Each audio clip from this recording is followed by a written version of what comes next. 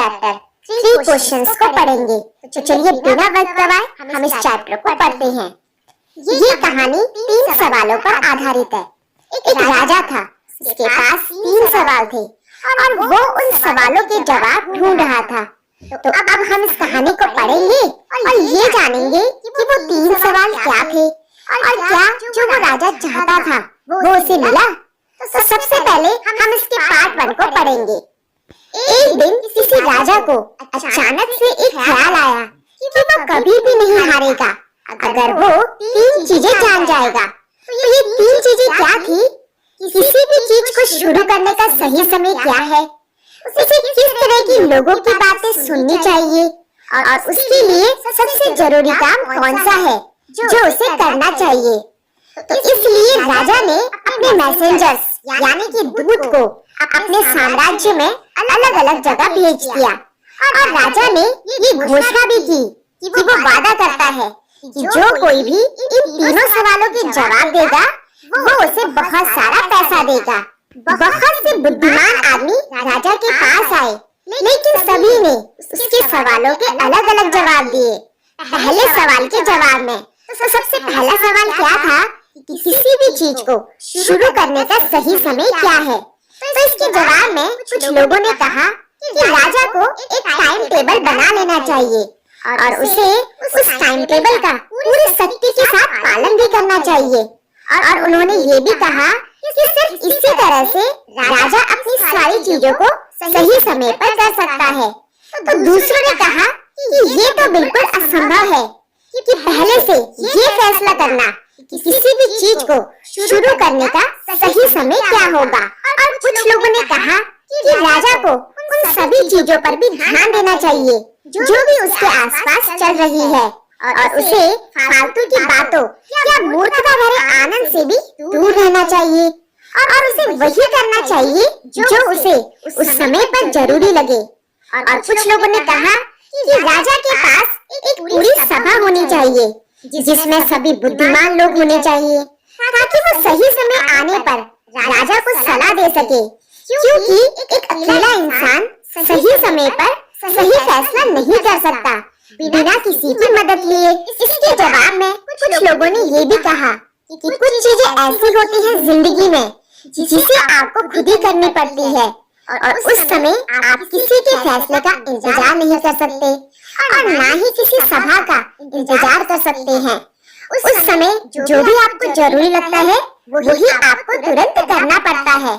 और किसी चीज का फैसला करने के लिए या किसी भी चीज को शुरू करने का सही समय क्या है ये जानने के लिए इंसान को अपने भविष्य में देखना जरूरी है और ये चीज तो सिर्फ जादूगर ही कर सकता है। इसलिए जो राजा है उसे किसी जादूगर के पास ही जाना चाहिए। तो ये जो सारे जवाब थे वो राजा को उसके पहले सवाल के जवाब में मिले। अब दूसरे सवाल के जवाब में दूसरा सवाल क्या था कि उसे यानी कि राजा को किस तरह की लोगों की बातें सुननी चाहिए।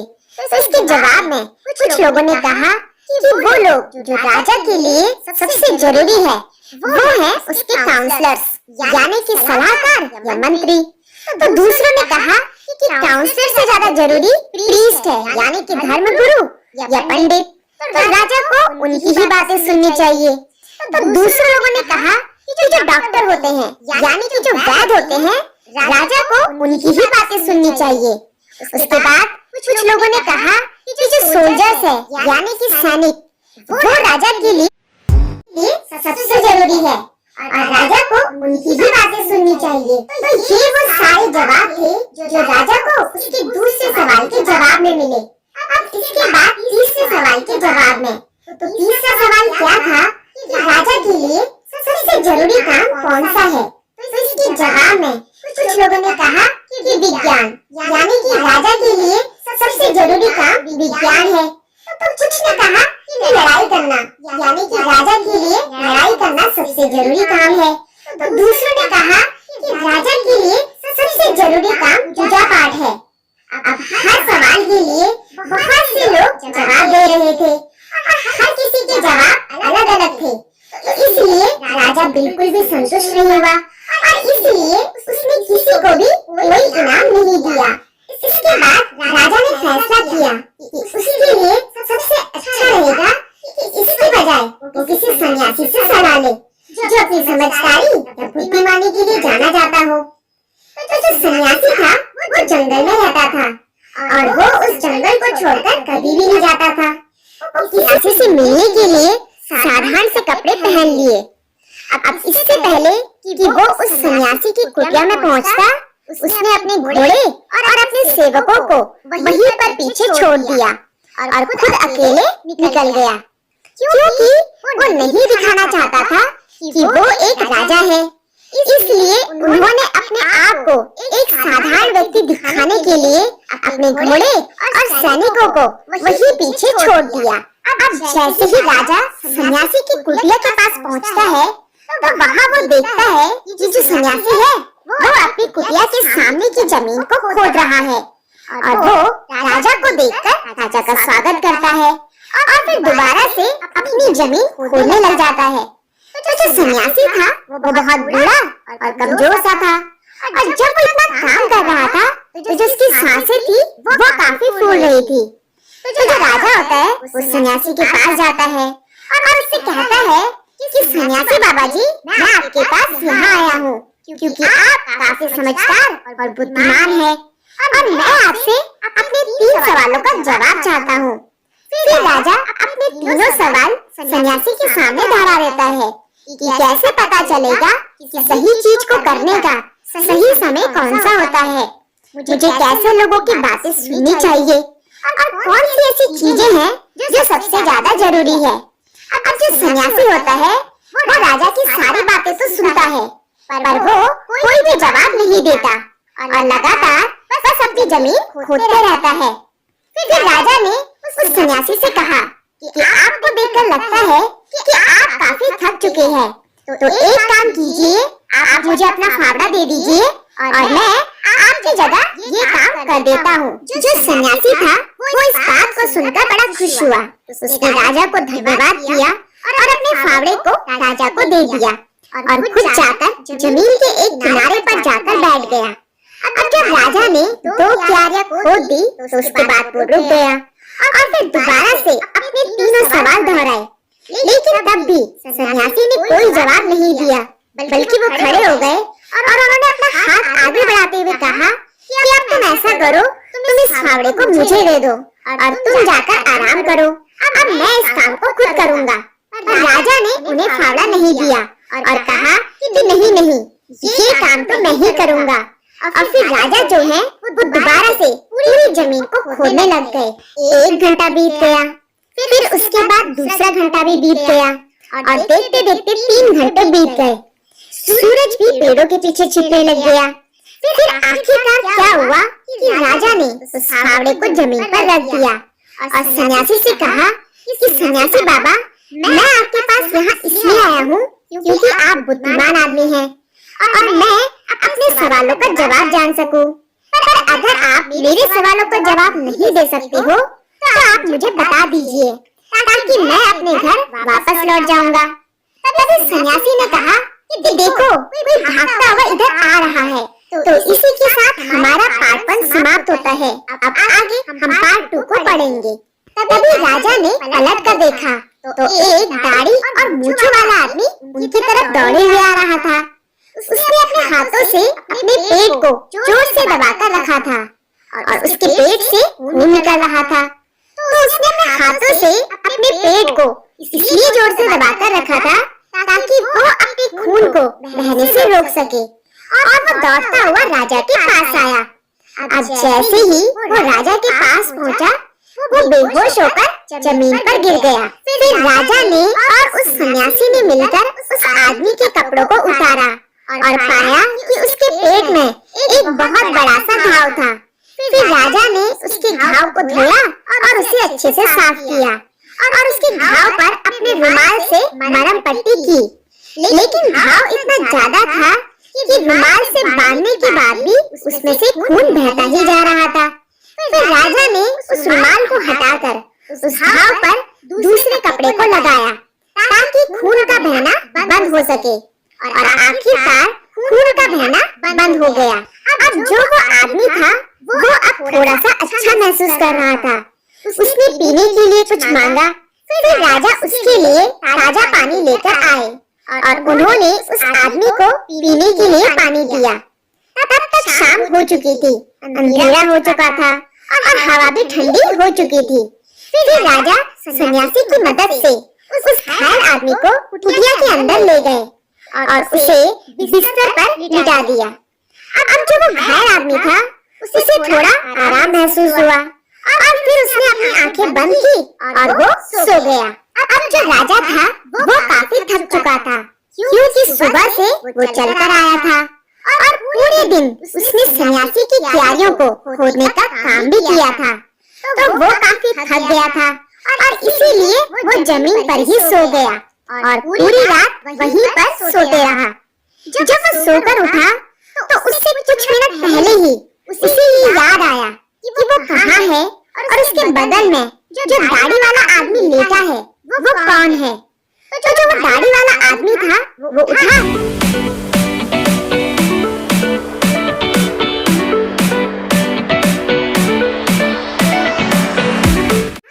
और धीमी सी कमजोर सी आवाज में राजा से कहा कि मुझे माफ कर दो। लेकिन राजा ने उस आदमी से कहा कि मैं तो तुमको जानता भी नहीं हूँ, तो मैं तुम्हें किस बात के लिए माफ करूँ। तो उस आदमी ने कहा कि आप मुझे नहीं जानते हैं और मैं आपको जानता हूँ और मैं आपका वो दुश्मन हूँ जिसने आपसे बदला लेने के लिए कसम खाई थी, क्योंकि आपकी वजह से मेरा भाई मारा गया और आपने मेरी सारी प्रॉपर्टी यानी कि संपत्ति भी जब्त कर ली। अब मुझे ये पता था कि आज इस सन्यासी से मिलने के लिए आप अकेले जाने वाले हैं, तो इसलिए मैं पूरी तैयारी के साथ अपने पूरे मन को तैयार करके आपको रास्ते में ही मारने आया था। लेकिन पूरा दिन बीत चुका था और आप वापस भी नहीं आए थे, तो इसलिए मैं जहाँ छुपा हुआ था वहाँ से बाहर आया।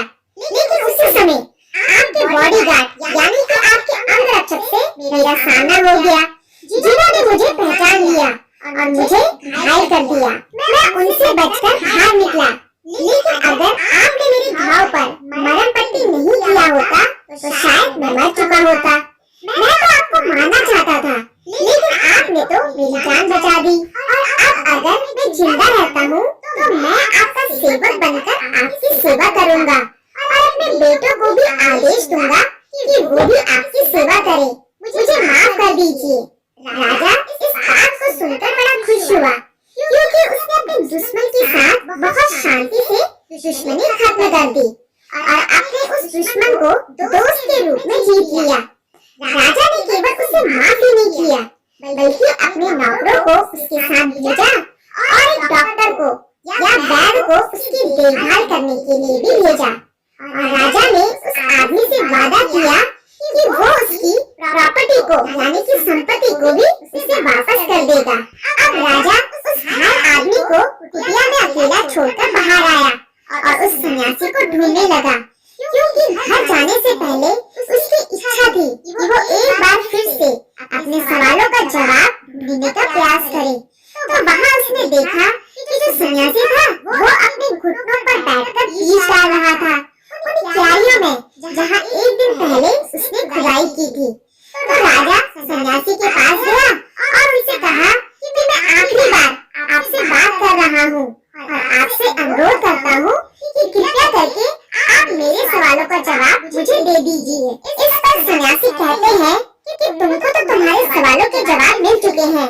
सन्यासी अभी भी अपने घुटनों पर बैठे हुए थे और बस वो एक नजर राजा की तरफ देखते हुए ये बात कहते हैं।